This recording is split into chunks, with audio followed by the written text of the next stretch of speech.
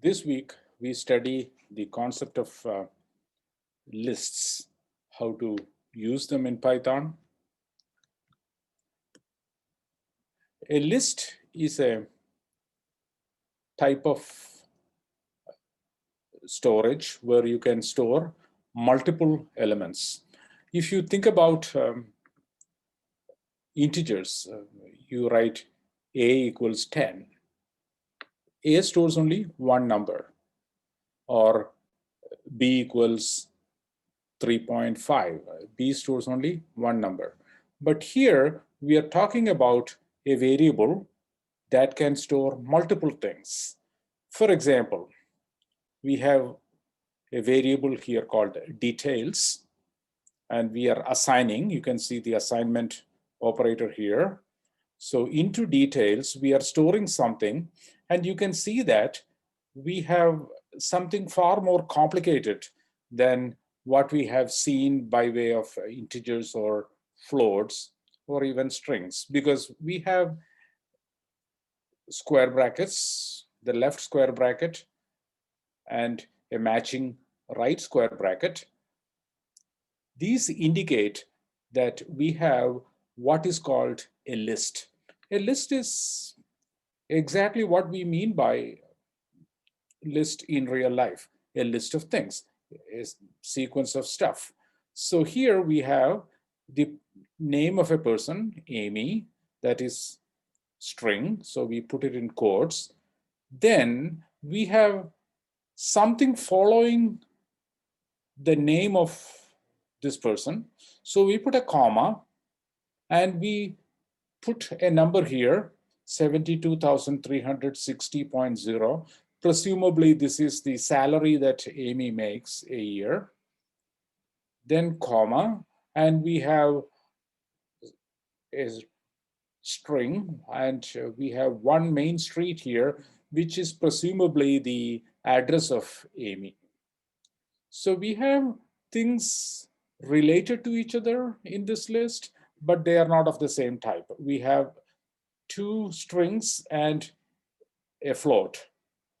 And notice the comma that separates consecutive elements, and we need to put the whole thing in square brackets. Now, details is not just a number, it is not just a string, it is more complicated. It has three things stored in it. For a second example, suppose I have 5 students taking a test.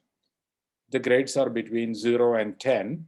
And let's assume that the grades for the 5 students were 9, 10, 8, 7, and 9. Then I can store all those grades in a list. Again, we have the square brackets, and the grades are stored one after the other. This is the grade for the first student, 9. Then 10 is the grade for the second student, 8 for the third, 7 for the fourth, and 9 for the last. And we again have commas here. So grades will actually be a list of 5 things. When we have a list, we number the elements of the list. I call them cells. So I will call these cells 1, 2, and 3, but they are not really starting at 1. In Python, they start at 0. That is called an index. So Amy is at index 0, 72,360.0 is at index 1, and 1 Main Street is at index 2. Here 9 is at index 0, 10 at index 1, 8 at index 2, 7 at index 3, 9 at index 4. So if you have 5 elements in a list, the indexes run from 0 through 4. So the first cell of a list is at index 0, and cell positions increase by 1. So the indexes increase by 1 as we travel to the right. And the rightmost cell is at the length of the list minus 1. We haven't yet seen this function length, but it gives you the length of the list. So if you have a list of size 5, if there are 5 elements in a list, the length function, len of that function, will give you 5. So the rightmost cell would be having an index of 4 if the list length is 5. In Python, there is a different way of indexing other than using numbers from 0 through some positive number. You can index the rightmost cell with -1, and the cell positions decrease by 1 as we go left. So the first cell would be at index negative the length of the list. So for example, here, 1 Main Street would be at index -1, 72.360.0 would be at index -2, and Amy would be at index -3. So we just talked about this list length. If you have a list like this, my list equals 2517, length, and given the list name within parentheses, this function will return 4. So if you print length of my list, you will get 4 printed out in this case. Suppose you have a list that has 3 elements like this, your list equals 2, 4, 3. You can create another list that is larger in size by doing this kind of an operation, the multiplier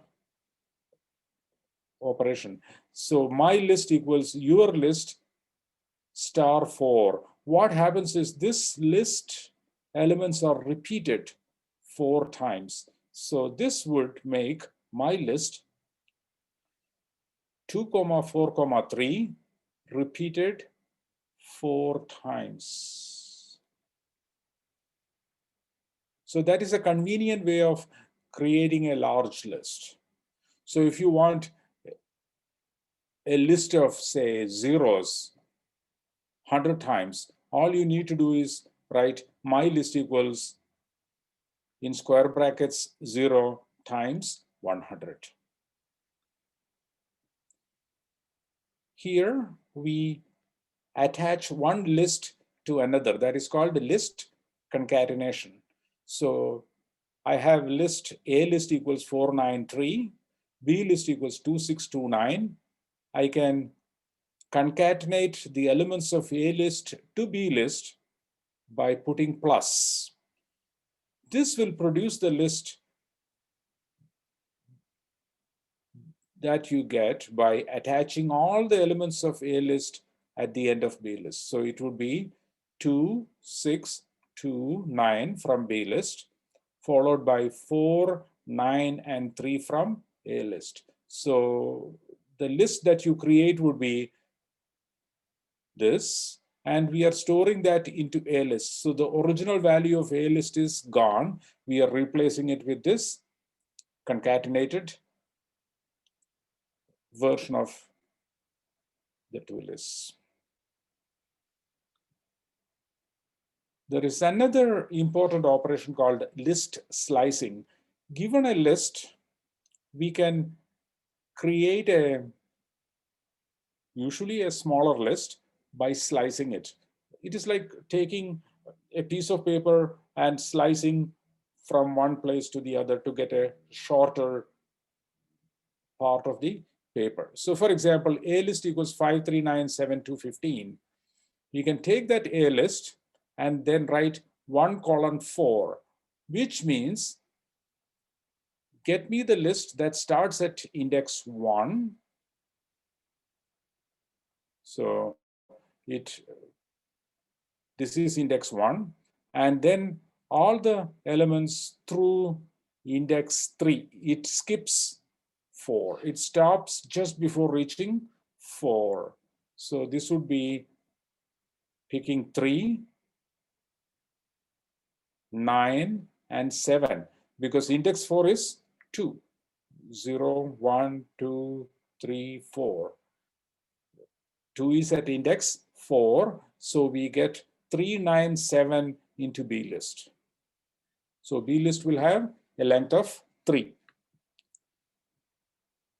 Suppose you skip the number prior to colon. So here I have a number before colon. I skipped that here.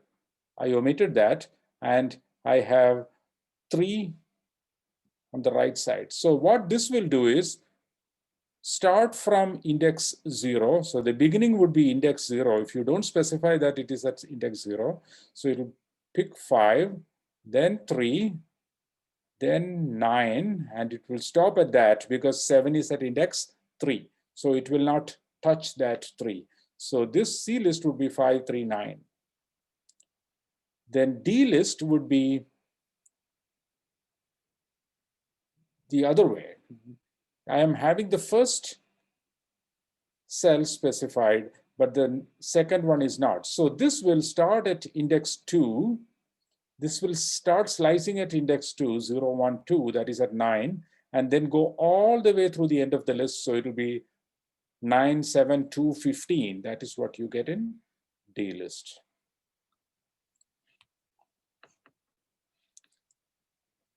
So here is an example of processing a list using indexes.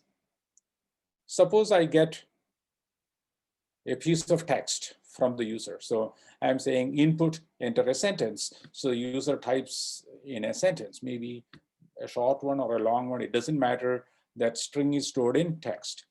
One of the things you can do on a string is to split it where you have spaces. So if you write text dot split, then split is like a function, but it is called a method because you put the period after the string. So string name, period, split in parentheses, splits the string into a list. So if I write something like A space, B space, C space, D as the sentence, A, B, C, D with spaces between them. Text would be the string A, B, C, D with spaces between each consecutive pair of letters. Then when I split, I will get a list with 4 elements in this case, because there are 4 words. So words would be, that is just an arbitrary name that I put, would be the list that has A in the first location, B in the second location, C in the third location, D in the fourth location. Of course, they are all strings. A is a string, B is a string, C is a string, D is a string. And here I can have a for loop that runs from 0 through the last element. Length of words, if I have 4 words in my text, length of words would be 4. So I am having index run from 0 through 3, and words is the list with index as the parameter would pull the word at that index. And I will be printing that word in a separate line. So if there are 4 words in text, those 4 words would be stored as a list here. I'll be printing the first word, the second word, the third word, and the fourth word, because I'll be running this index from 0 through 3. Let's look at a few methods that you can invoke on lists. Suppose I have product list equals DVD, book, magazine. So there are 3 strings stored in this list. By the way, here is how you would create an empty list. If you want a list that contains nothing, you would write empty list equals square brackets with nothing in between, which means this will be a list, but it doesn't contain any elements. This would be like an empty box. And it reminds you of the empty string, right? A string that doesn't have any characters. So something similar to that. Now, coming back to this product list, I have 3 products. I can add one more product using this method. This is called a method because it is used in conjunction with this list. So I have the list name period append. So this would be attaching to this list the string laptop. So laptop would be the last element. It is appending, it is attaching at the end.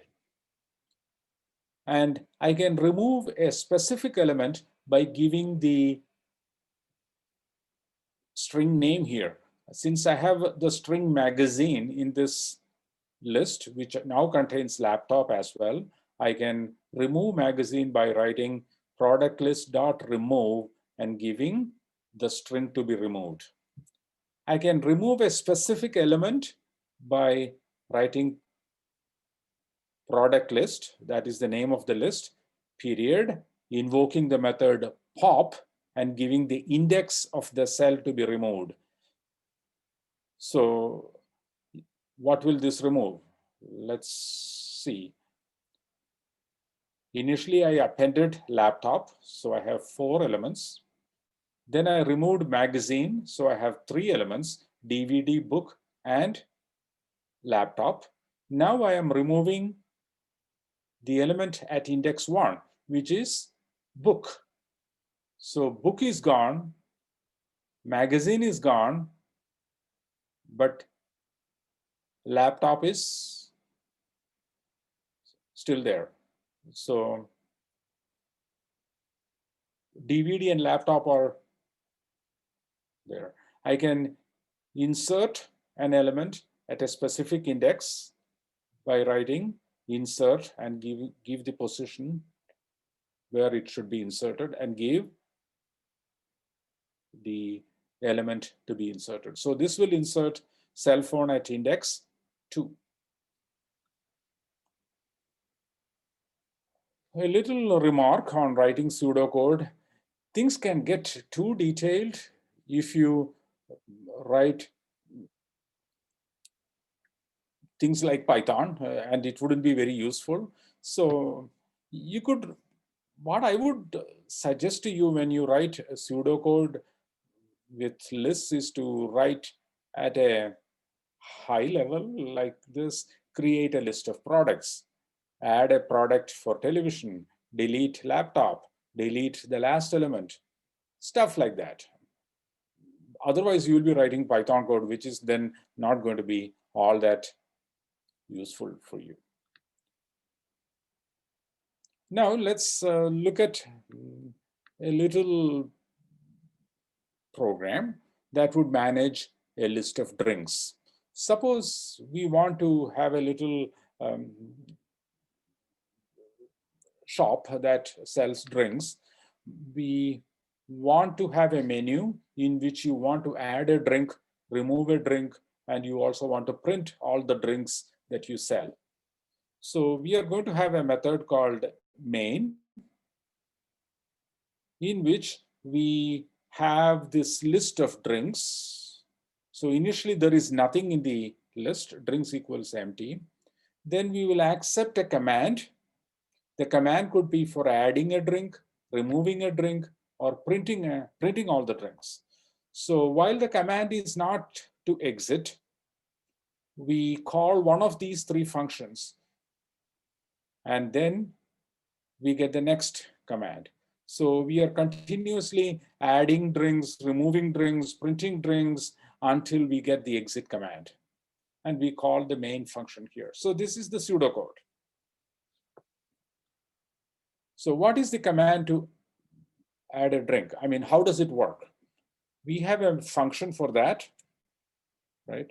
If the command is to add, maybe the command may be add or a or whatever, we will call this function add drink, and we get the list here.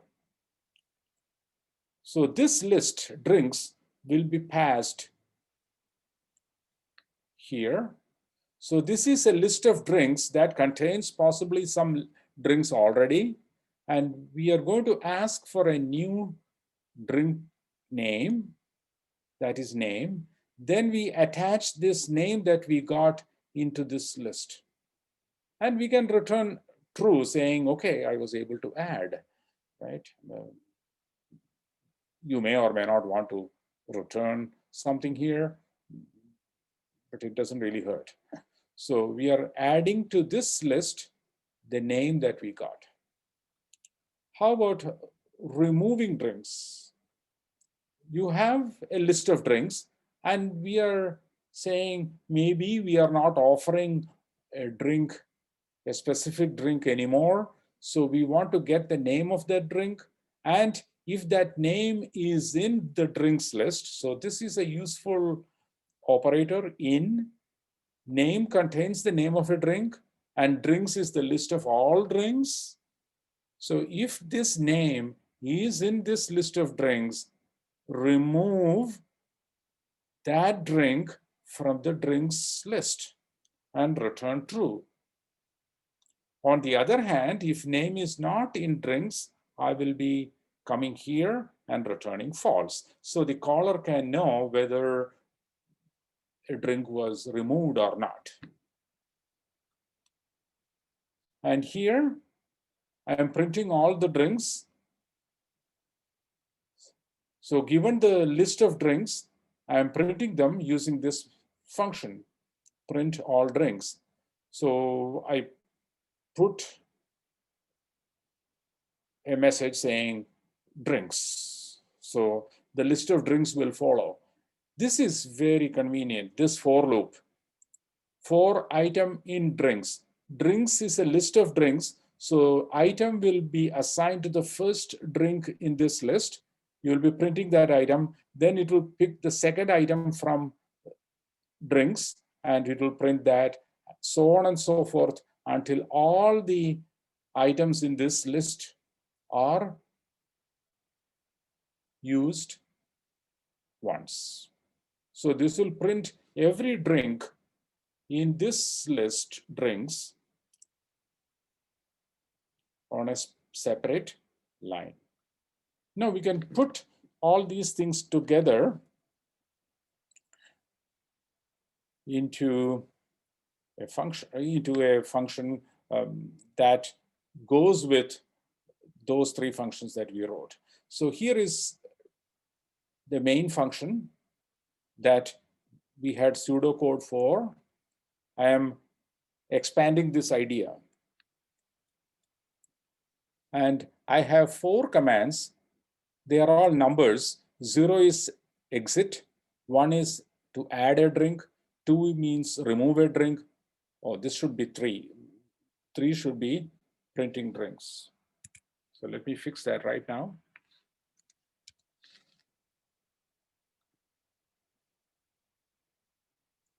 Define main, drinks equals the empty list. So we are here, right? Then we accept a command. And if the command, while the command is not equal to exit, if you type in 0, you are out. If the while command is not equal to exit, if command is equal to add drink, that is 1, we call the add drink function, which we wrote before, and it requires the drinks list. So we pass the drinks list and we print drink added.